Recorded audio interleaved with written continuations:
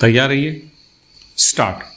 सभापति महोदय, मैं वित्त विधेयक का समर्थन करने के लिए खड़ा हुआ हूँ। उत्तर प्रदेश की जनसंख्या बहुत बड़ी है और उसका क्षेत्र भी बहुत बड़ा है। इसलिए यह आवश्यक है कि उत्तर प्रदेश को उसकी जनसंख्या और क्षेत्र के अनुसार विकास योजनाओं के लिए केंद्र से आर्थिक सहायता दी जाए।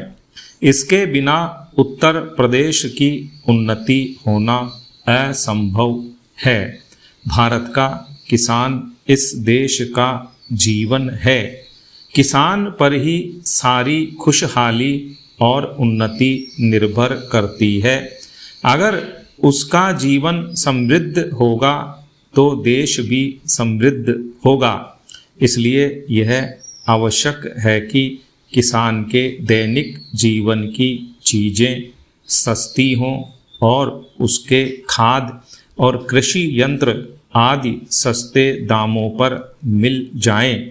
पानी के लिए उसको भगवान की तरफ न देखना पड़े, बल्कि उसको सिंचाई के विषय में आत्मनिर्भर बनाया जाए। जब तक किसान को पूरी सुविधाएं नहीं दी जाएंगी, तब तक देश उन्नति नहीं कर सकता है।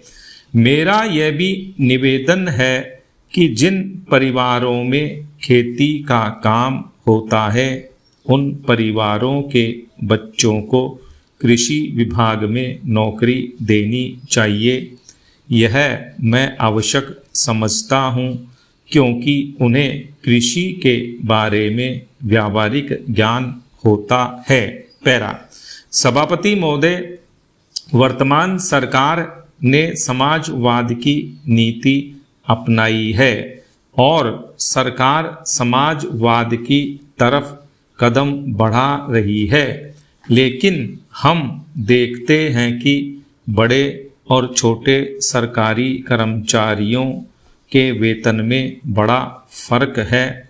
कुछ अधिकारियों का वेतन हजारों में है, जबकि चपरासी आदि छोटे सरकारी कर्मचारियों को सिर्फ 5,000 या 7,000 रुपये मिलते हैं।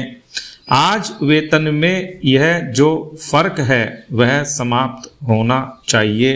मेरा निवेदन है कि सरकारी कर्मचारियों के वेतन में बहुत ज़्यादा का अंतर नहीं होना चाहिए।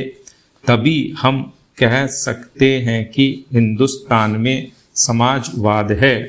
किसान की रोजाना के उपयोग की चीज़ें बहुत महंगी होती जा रही हैं। देश में महंगाई दिन प्रतिदिन बढ़ रही है और सारे देश में बेचैनी फैली हुई है। इस बढ़ती हुई महंगाई को रोकना आवश्यक है, नहीं तो देश में क्रांति हो जाएगी।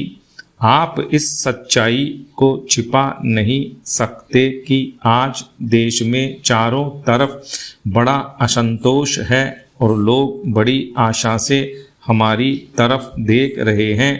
लेकिन महंगाई हमारे नियंत्रण से बाहर होती चली जा रही है। देश में काले धन की बड़ी चर्चा की जाती है।